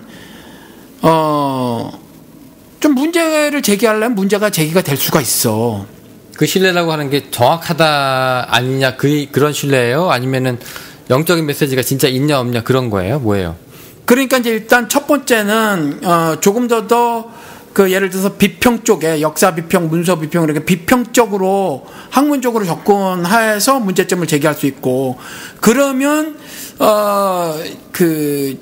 이렇게 지금 조합된 번역서 이것에 대한 신뢰를 얼마만큼 보여야 하느냐라는 신앙적 문제점도 제기가 되지거든. 근데 이 부분에 있어서 생각이 달라져서 진보하고 보수로 나눠진다고 보고 그러면 진보가 다 옳으냐? 그것도 아니고 보수가 다 옳으냐? 그것도 아니에요. 그래서 사실은 지금 우리는 이 성경에 대해서 신뢰를 보이는 거, 이 성경 기록에 대해서 신뢰를 보이는 것이 비평적으로 해서 접근을 하면 사실 신뢰 보이기 힘들어. 신뢰 보이기 힘들고 이것은 그냥 문서로밖에는 이해가 안 돼. 그러니까 종교의 경전이라기보다는 어떤 사회과학 도서, 인문과학 도서 같은 어떤 문서 하나 정도로밖에 이해가 안 돼. 그래서 그런 시각으로 바라봐서 성경을 읽는 사람도 있고 나같이 종교 경전으로 봐서 한 사람도 있고 그래서 그전 때 사본들이 조합되고 그래서 그 이후에 진보들이 말하는 첨가와 삭제가 뭐 있었다고 하더라도 성경 보존 과정에서 하나님의 신적인 개입이 있었다고 보고 현재 이렇게 내 손 안에 전달되었다고 봐. 그리고 내 손 안에 전달되어 이 번역서가 사실은 여러 가지 기록상의 오류들이 많이 있음에도 불구하고 I am the truth. 내가 곧 진리라고 말하는 예수 그리스도를 증거하는 데 있어서 조금 더 infallibility나 inerrancy, 오류나 빠진 것이 없다라는 측면의 무호함을 나는 인정을 하고 살아가는 거야. 그러니까 이런 시각으로 성경을 보느냐 아니냐에 따라서 맞달라지는데 도울 같은 경우는 이제 나랑 정반대 입장이 돼버려서 봐라 어쩌고 저쩌고 해가지고 까칠이님 같이 이렇게 이런 시각도 나올 수 있고 하는데 뭐 그럴 수 있어? 그런데 난 개인적으로 동의하지 않아. 뭐 이거예요. 그리고 그분은 내가 말하는 거 왜 하나님의 호위무사가 돼서 무조건 전제를 깔아놓고 이걸 이렇게 보느냐? 뭐 그래서 그분은 제가 말하는 걸 이해하지만 동의하지 않을 수 있고 그 뭐 이렇게 돼서 각각 뭐 그런 것 같아요. 요즘에 나는 개인적으로 생각이 그래. 솔직히 이거 정경화한 게 그 다수가 투표한 거잖아. 다수가 뭐 이렇게 합시다 그런 거잖아. 네. 그잖아요. 다수가 많은 거. 유언계시록 늪시다. 네, 늪시다, 네. 뺍시다. 도마뱀금 뺍시다. 네, 뭐 이런 거잖아요. 네. 그게 굉장히 오래 전에 그렇죠. 그런데 사실은 그 에스더서 같은 경우는 뒤늦게 이제 문제가 돼 사회사본인에서 맞지? 근데 사회사본이 뒤늦게 발견이 됐단 말이야. 근데 거기 에스더서가 있네. 그걸 낑겨 넣었단 말이야. 그러니까 사실은 약간 이것도 이전에는 내가 맹목적인 믿음으로 무조건 내가 거짓말한 거야. 설교 시간에 에스더서가 아주 거짓말한 거야. 뭐 모르드게가 예수를 예표한다느니 막 이렇게 얘기를 했거든. 근데 나는 이거 남이 한 얘기를 그대로 앵무새처럼 떠드는 거에 불과해요. 그러니까 사실은 거짓말이야. 내가 진짜로 믿고 말한 게 아니니까. 근데 요즘에는 에스더서에 대한 퀘스천이 좀 들어. 에스더서에 대한 퀘스천이 좀 들고 욥기는 어려워서 한번 어렵습니다 그랬더니 뭐 주님이 잠깐 달아주셨는데 뭐 그건 그냥 알고 있었던 사실이고 욥기서 보니까 이해 안 되는 점이 있어요. 멀쩡히 하나님이 스스로 인정한 인간인데 사탄을 고의로 붙였는데 거의 작사를 내버리네. 작사도 어느 정도지. 가정이 다 파괴가 돼. 사람이 육신적인 죽음뿐만이 아니라 완전히 배신이 막 가정 내에서 막 벌어지고 막 저주가 막 나오고 그의 주변 환경이 뭐 친구들이 막 다 그래. 근데 나중에 뭐 새끼들이 2배로 늘어나고 재산이 2배로 늘어나대. 자식들이 회복이라고 하죠. 근데 그거 회복 같지 않잖아요. 그렇지.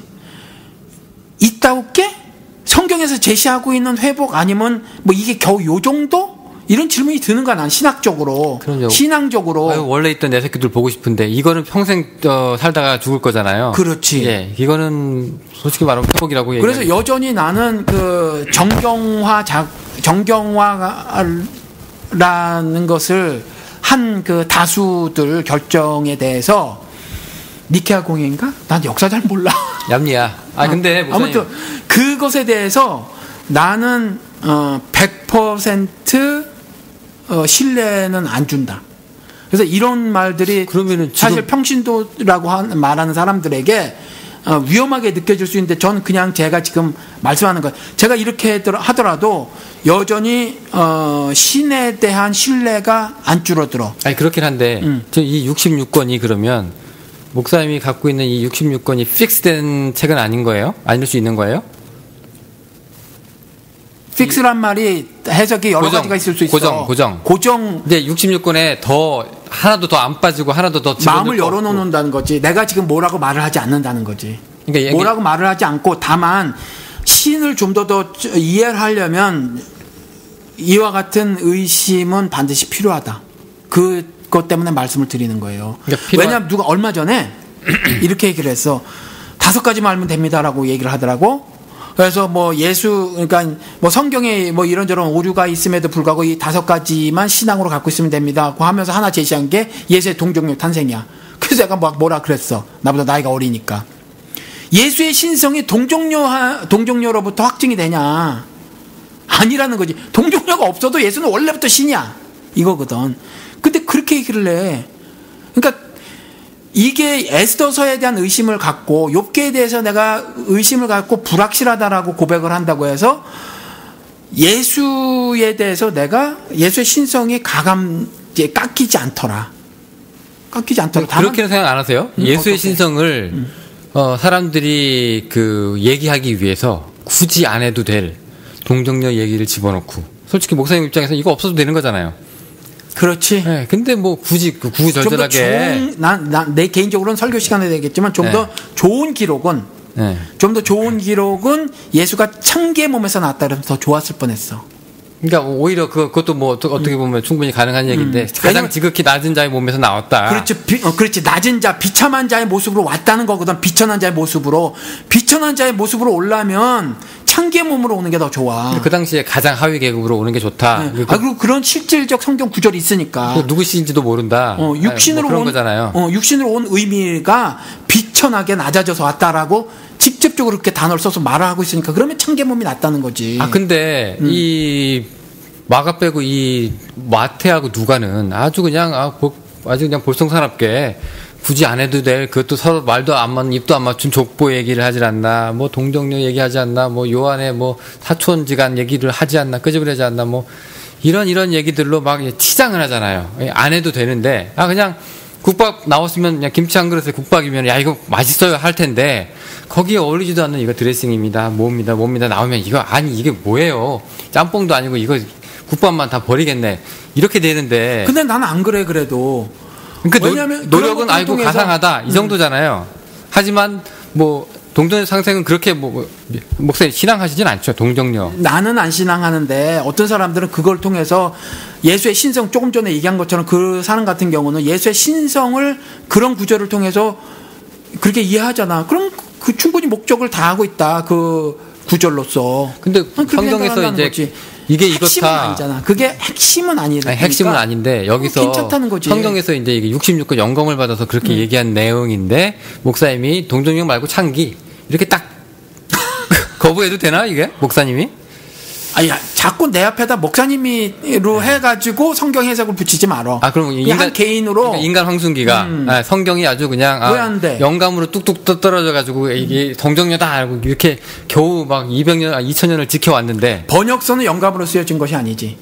아니 원본이라고 하더라도 그 원본이 솔직히 사람 말을 그대로 쓴 녹음기는 아니잖아요. 녹음기는 아니기 때문에 원본이라고 해도 저는 큰 가치는 없다고 생각을 하거든요. 예. 최초에 누가 썼느냐의 문제지. 예, 어쨌건 근데 그렇게 사람들이 동정녀 얘기도 막 갖다가 붙이고 저는 솔직히 만들어 갖다 붙였다고 생각하는데 목사님은 안 믿으신다고 하니까 목사님도 비슷하게 생각하시는 것 같아요. 나도 만들어서 갖다 붙였다고 생각을 해. 만들어서 갖다 붙였지만 의미가 있음 이렇게 생각하는 거지. 근데 저는 되게 웃긴 게 옛날에는 저도 그게 의미가 있음을 받아들였어요. 근데 이게 요즘에는 제가 한 몇 달 전부터 그러네. 거짓말도 의미가 있을 수 있나? 옛날엔 전 그걸로 이제 안위를 했거든요. 신학적인 의미는 있다. 신앙적인 의미는 있다. 그래 좋다. 근데 그때는 그렇게 생각을 했는데 요즘 들어서는 아니 성경을 읽으려고 우리가 촛불을 훔칠 수도 없는 문제인데 우리가 사람이 예수 그리스도를 신이라고 믿게 하기 위해서 거짓말을 갖다가 붙였다는 것을 우리가 알면서도 의미가 있다고 얘기해야 되나라는 생각이 좀 들기도 하거든요. 거짓말을 갖다 붙였다라기보다는 그러니까 성경에는 안 믿으시면 목사님도 거짓말이는 거 똑같은 거 아니에요? 예를 들어서 기생 라합이 거짓말을 했다고 그리고 국가를 배신해. 근데 그 거짓말에 대해서 죄를 안 물어. 이스라엘 편이니까. 이스라엘을 쓴 사람이. 신이 안 물어. 신이 안 묻는. 당연히 그때 기생 라합의 기사에서 네. 신이 죄를 안 물어. 거짓말은 거짓말인데. 그러니까 문자적으로 왜 옛날에 방송에서도 얘기했지만 영훈 씨 얘기했잖아. 내가 거짓말했다고 뭐라고 호되게 뭐라 그러는 사람이 있더라니까 선배가. 근데 나는 와이드 라이 가능하다. 내가 언제나 아내를 사랑하는 아니야. 근데 언제나 사랑한다고 말은 해. 그러니까 그런 거짓말이 아니라 예, 그런 거짓말은 라합 같은 경우에는 그래 거짓말해서 인간 군상들이 다 그 모양이니까 특별히 라합이 잘못한 건 없지.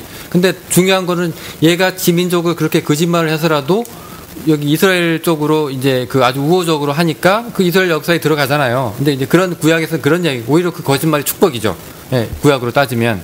그런데 우리가 얘기하는 거짓말은 우리 엄마 날 되게 사랑하시는 분입니다. 이 얘기를 하기 위해서 우리 엄마가 옛날에 말이야 전쟁터에 말이야 6.25 때 우리 엄마 지금 6.25 때 한 살인가 두 살인가 밖에 되지도 않았는데 나를 말이야 폭탄을 그런 얘기를 막 지어낸다고.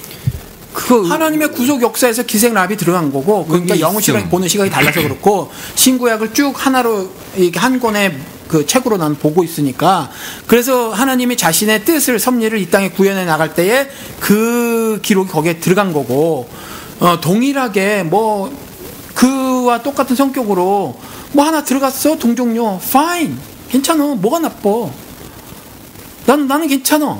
의도를 볼 때 굉장히 괘씸한 거잖아요. 이거는 기생라합은 의도가 나쁘지. 국가를, 민족을, 다수를 새빨갛게 나라를 멸망시키는 거짓말을 했는데. 그러니까 제 얘기가 그거예요. 신약이 동정녀가 엉망이면 라합도 엉망으로 봐야 되지 않느냐. 네, 그 얘기지. 저는 라합을 옹호하진 않아요. 라합도 어떻게 보면 민족 배반자야. 그러니까 라합이 엉망이 아니듯이 동정녀 기록이 엉망이 아니다라는 거지. 아니, 동정녀 기록이 엉망이 아닌 이유는 그게 엉망이 아니기 위해서는 그게 진실이면 괜찮아. 근데 아닌데 그렇다고 하면 뻥이지. 아이고, 나는 이렇게 생각을 해요. 복음서에 있는 기록들이 정말 다 참일까? 역사적 팩트일까? Nobody knows.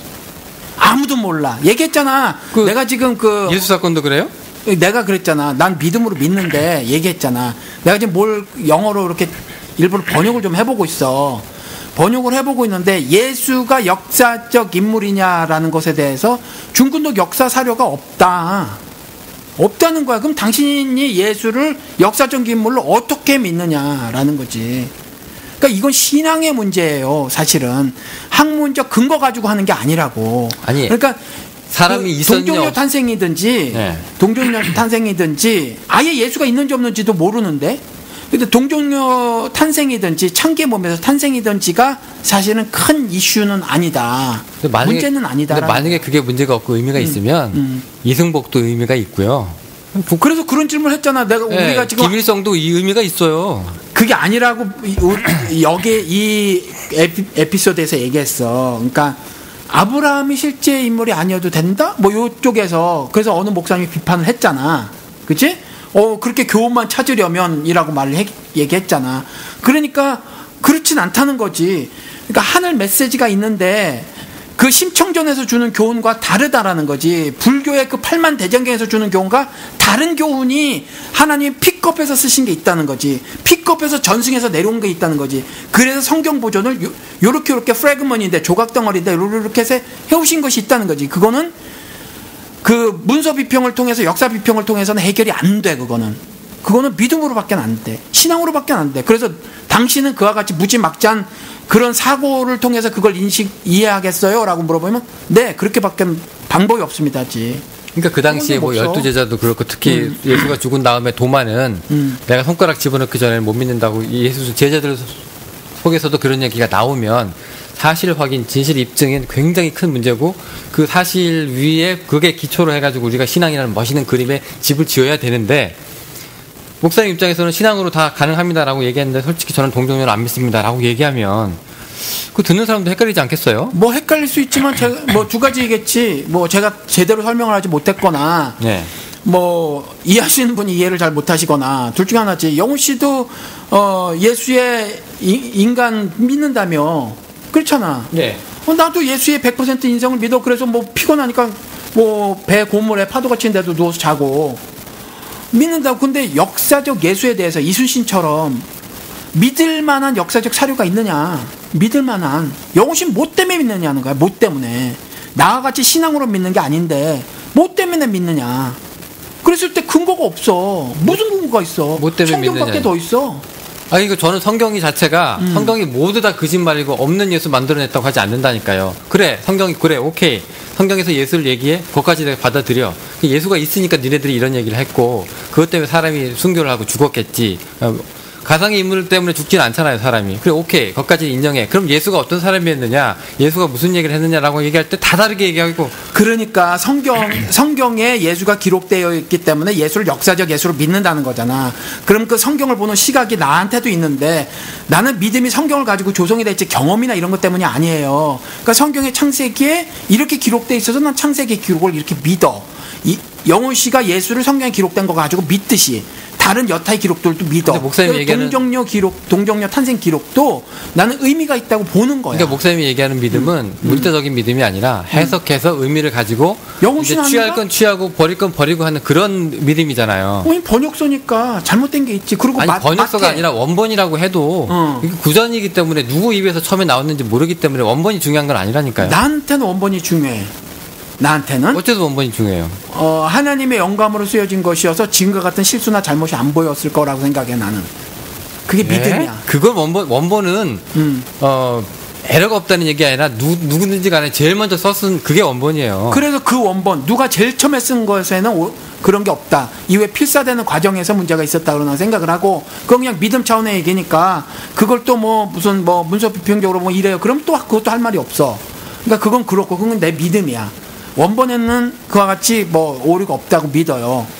근데 아무튼 분명한 건 차라리 그 원본이 아니라 오류가 없으면 예수가 오류가 없다고 하시는 게 낫지 않아요? 예수가 오류가 없지만 사람들이 그 예수의 걸 다 우리가 인간된 몸으로서 다 받아들이기 힘들기 때문에 구약은 어떻게 그러면? 예, 뭐 그렇게 할 수가 있다. 구약도 오류가 많죠. 오류가 많죠. 그러니까 지금 우리 손에 쥐어지지 않는 원본에는 오류가 없다고 생각을 한다니까.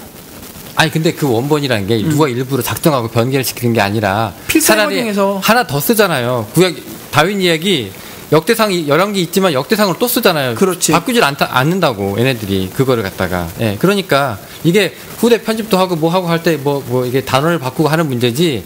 그렇다고 해서 그 이야기 자체가 통째로 다 완전히 100% 사람이 거기 있는 것처럼 보고 창세기 1장 1장을 사람이 옆에서 보고 있는 것처럼 쓰느냐? 그렇게 쓰면 그게 원본이냐? 그럼 원본은 아니죠. 누가 본 사람이 없기 때문에.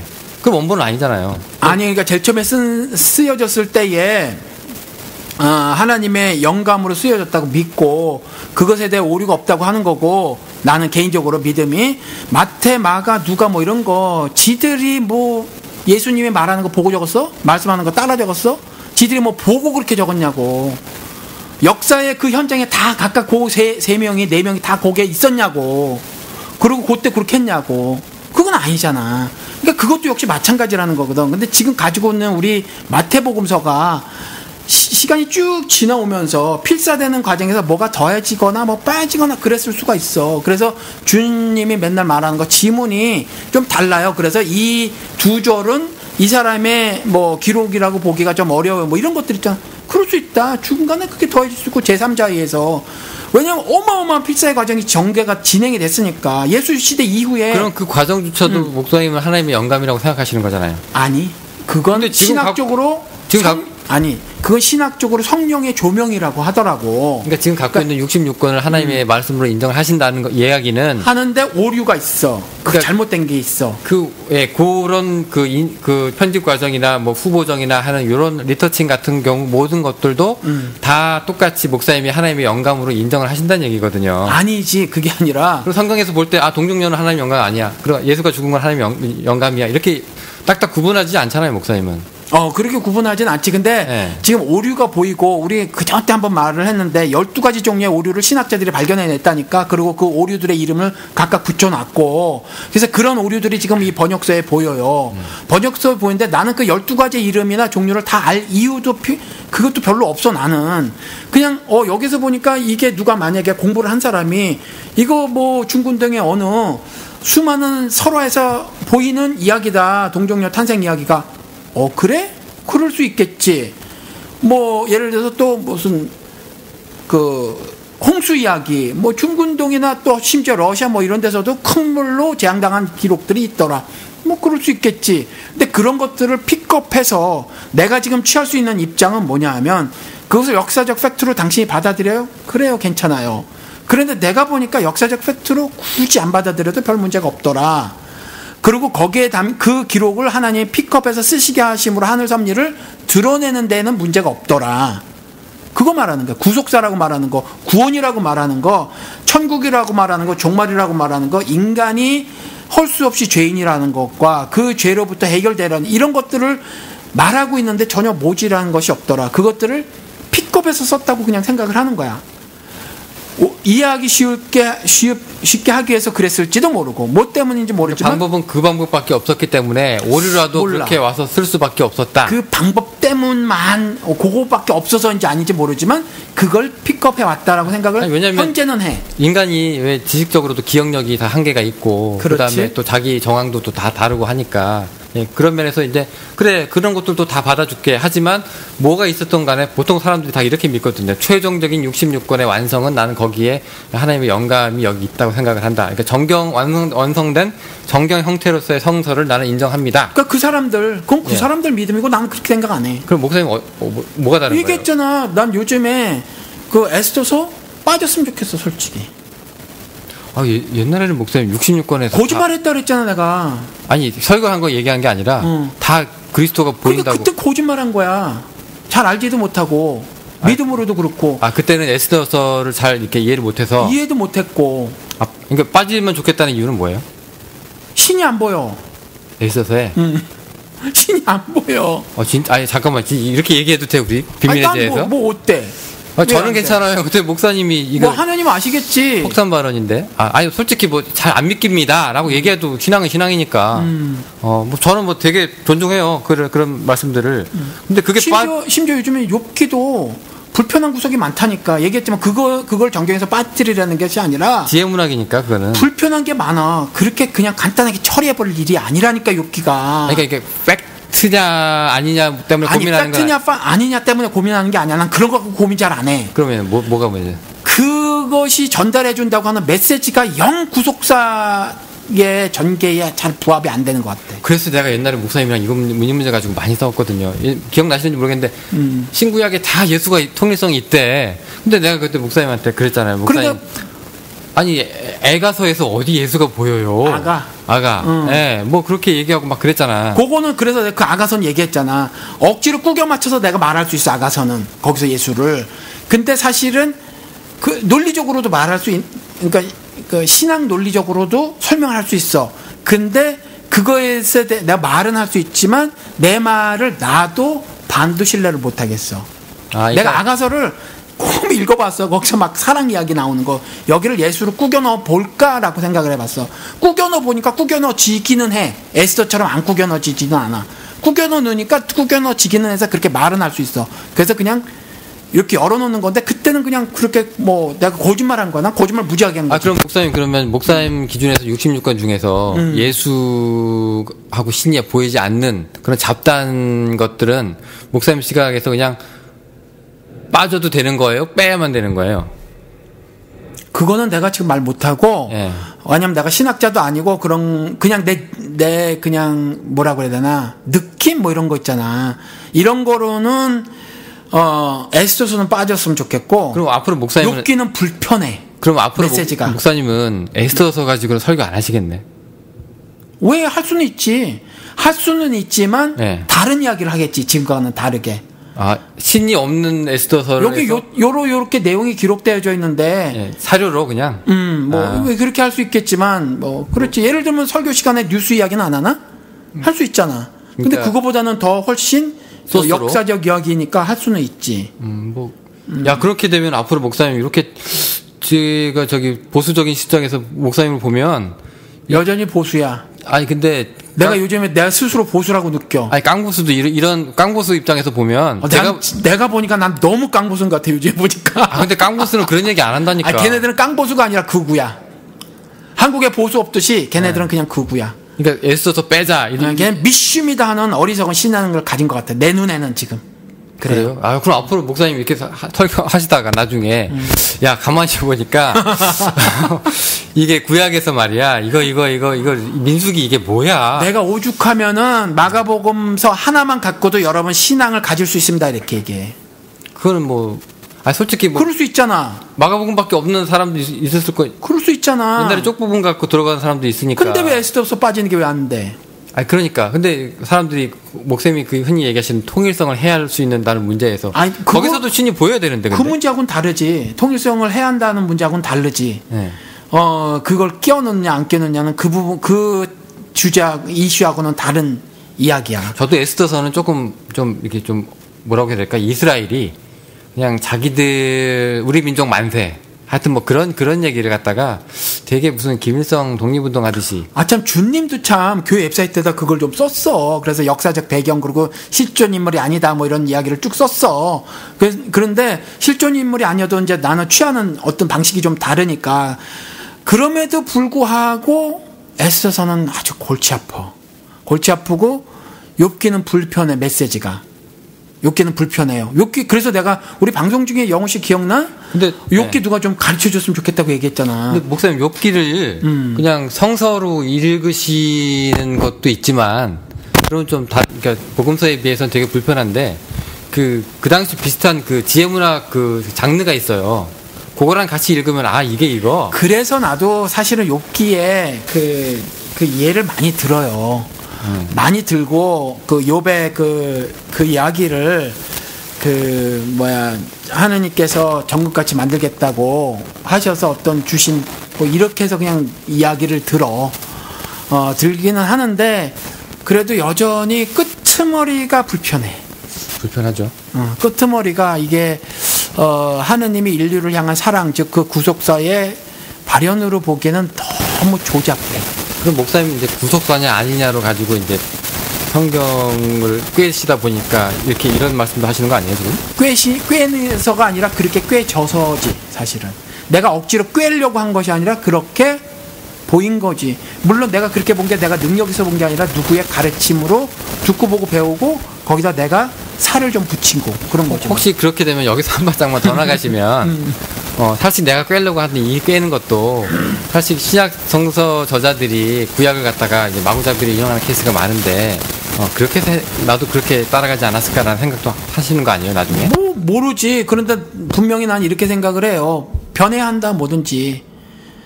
진리는 근데 변하지 않잖아요. 진리는 변하지 않지만 진리를 생각하는 그 넓이와 깊이는 바꿔질 수 있지. 그리고 난 바꿔져야만 한다고 생각을 하고. 그럼 이제 구속사적인 의미가 없는 성경은 성경이 아닌 거예요? 그러니까 I am the truth. 예수가 진리고 그 진리가 인류를 자유케 하리라. 진리가 너를 자유케 하리라. 이게 구속사거든. 이게 구속사의 키 센텐스란 말이야. 근데 이것을 드러냄에 있어서 불편을 주는 것들이 있으면 난 조금 그냥 유보하겠다. 왜? 난 신앙자가 아니잖아. 오늘 비밀의 제는 이게 굉장히 그 충격을 받는 게 목사님이 그냥 나 하나는 불편하고 하나는 이상해서 뺐으면 좋겠다 이런 말도 있고 나 옛날에 못 모르고 막 설교해서 거짓말한 거랑 똑같아 이렇게 얘기한 것도 거짓말한 거랑 똑같다고 그랬나? 거짓말 했다고 했지. 그랬나요? 그럼 지금도 뭐 거짓말하는 게 있을 수 있어. 그러니까 계속 내가 나를 쳐야지. 알겠습니다. 아니, 이런 말 듣고 이 성도분들께서 야 이거 우리가 어떻게 제대로 믿고 있는 게 맞나 이렇게. 그래서 영훈 씨가 싫어하는 말 있잖아. 내가 인생 책임 못 져요. 영훈 씨 그거 싫어하잖아. 내가 그렇게 말하는 거 무책임하다고. 그러니까 나오라고 그래놓고 책임도 못 지고. 교회는 다 나오라고 그래놓고 난 몰라요라고 얘기하면 이 사람들이 얼마나 허탈할까 싶어서.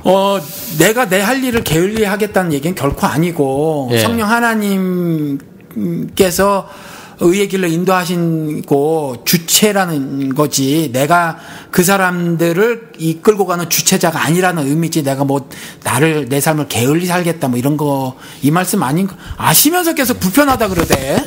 그래도 좀 그런 게 좀 목자라고 하는 거는 그래도 왜 목자는 종인데 뭐. 종이지만 선한 목자도 있고 거짓 목자도 있다고 뭐 예수가 그러다만 그러면 이제 거짓 목자는 뭐 누가 오면 양을 버리느니라 그러는데 선한 목자는 뭐 양을 위해서 목숨을 버린다고 했는데 갑자기 목사님이 그래도 그 허튼 소리 안 하고 이빨은 뭐 토론 안 하는 걸 알지만 그래도 내가 여러분들 위해서 그 노력하겠습니다가 아니라 난 몰라요 책임 못 져요 이렇게 얘기하면 노력 안 하겠다는 게 아니지. 나름대로 그러니까 괜히 나도 찬바람 드는 것 같아서 하도 지금 한국 기독교계가 목사 중심 목사를 통해서 뭐 하늘의 복이나 뭐 재앙 같은 게 내게 임할 것처럼 막 이렇게 되어 있으니까 이거 깨려고 그 사람들 깨야 되니까 교회 버릴 때는 아주 찬바람 쌩쌩하고 버려요. 얼마나 버리는데. 작은 교회 목사놈들도 다 똑같아.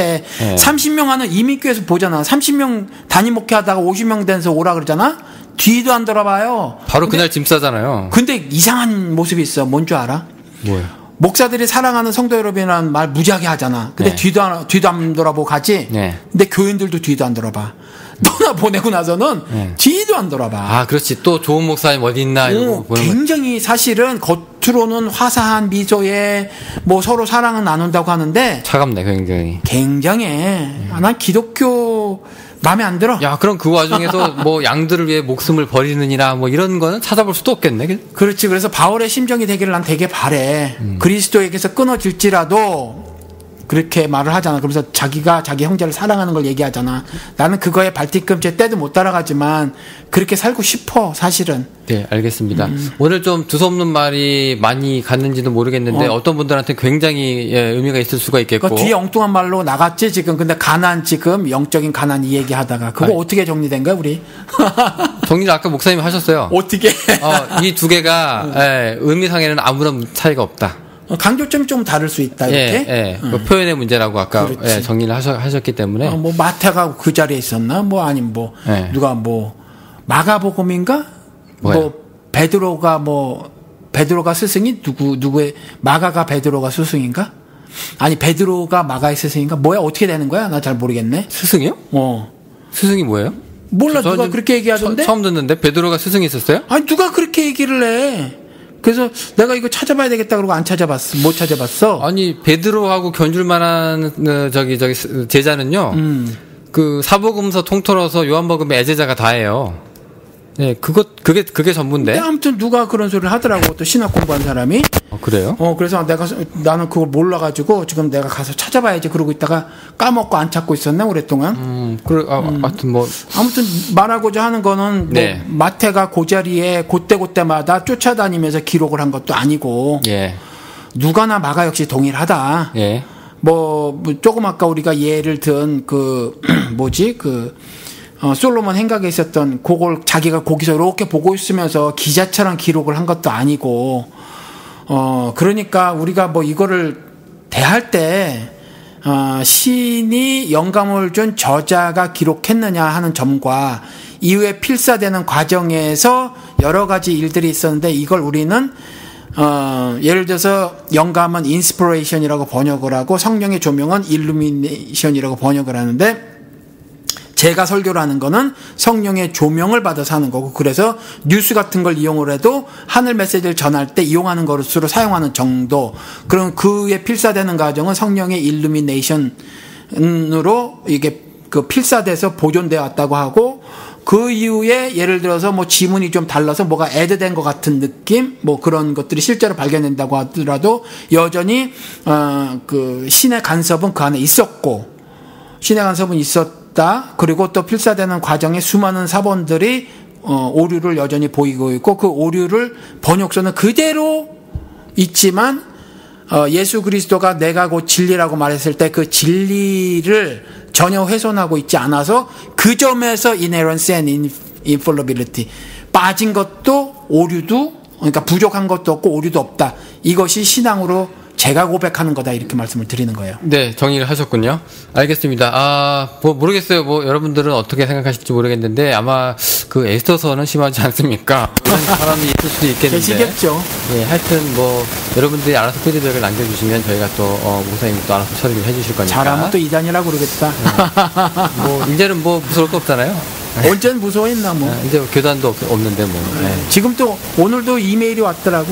그래요? 네, SBC에서. 근데 계속 그냥 딜릿 하는 거지 읽지도 않고. 알겠습니다.